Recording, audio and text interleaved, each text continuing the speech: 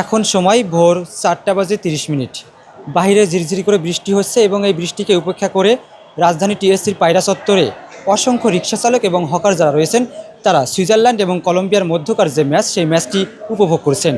আমরা জানার চেষ্টা করব এখানে হকার যারা রয়েছেন এবং রিক্সা চালক যারা রয়েছেন তাদের কাছে বিশ্বকাপ মানে কি এবং তারা ম্যাচটি আজকে কিভাবে দেখছেন এবং কিভাবে উপভোগ করছেন। সারাদিন রিক্সা চালাই নেই মামা, রিক্সা রাইখা দিয়েছি এখানে শুধু খেলা দেখার জন্য। আজকে রাতে তো আর্জেন্টিনার খেলা ছিল, বিশেষ করে আসছে আর্জেন্টিনা খেলা দেখার জন্য। আর্জেন্টিনা খেলা দেখার পরে এত আনন্দ উদযাপন করছি যার বাসায় যেতে ইচ্ছা করে না। এখানেই ছিলাম, রাতে 3টা বেজে গেছে তখন। পরে ভাবলাম যে কলম্বিয়ার ম্যাচটা দেখা যায়। এরা তো আমাদের পরে কোয়ার্টার ফাইনালে আমরা আর্জেন্টিনা ম্যাচটি কেমন লাগছে আসলে যখন 2-0 গোলে পিছিয়ে পড়লো তারপরে কি মনে হলো এবং শেষ পর্যন্ত আশা দেখছিলেন কিনা যে কি হবে? না, প্রথম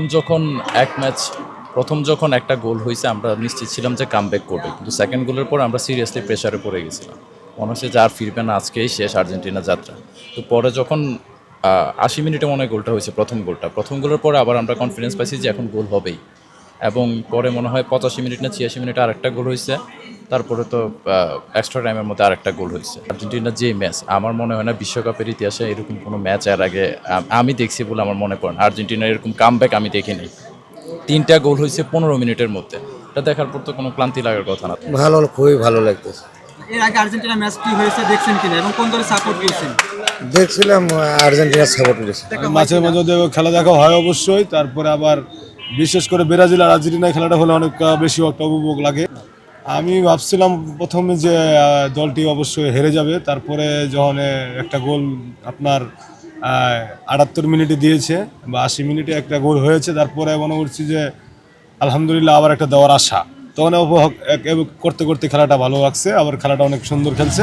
লাস্টে 13 মিনিটের মধ্যে 3টা গোল দেওয়াটা অনেকটাই। আসলে এই যে বৃষ্টিকে উপেক্ষা করে এভাবে ম্যাচ দেখছেন টিএসসির পায়রা চত্বরে বসে দীর্ঘক্ষণ ধরে আপনাকে দেখছি আমরা। আসলে ম্যাচটি দেখছেন কেমন লেগেছে এবং আসলে সারাদিনের ক্লান্তি কিছুটা হলেও এই ম্যাচ দেখার মাধ্যমে দূর হয় কিনা কি মনে হয়?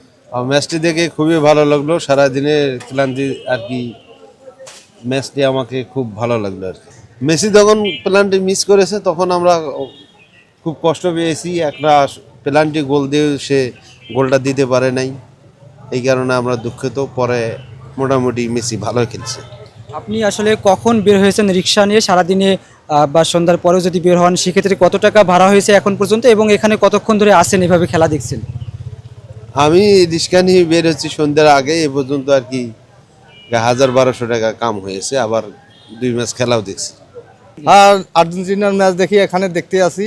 আর্জেন্টিনার ম্যাচ ভালো লাগছে মামা আমার।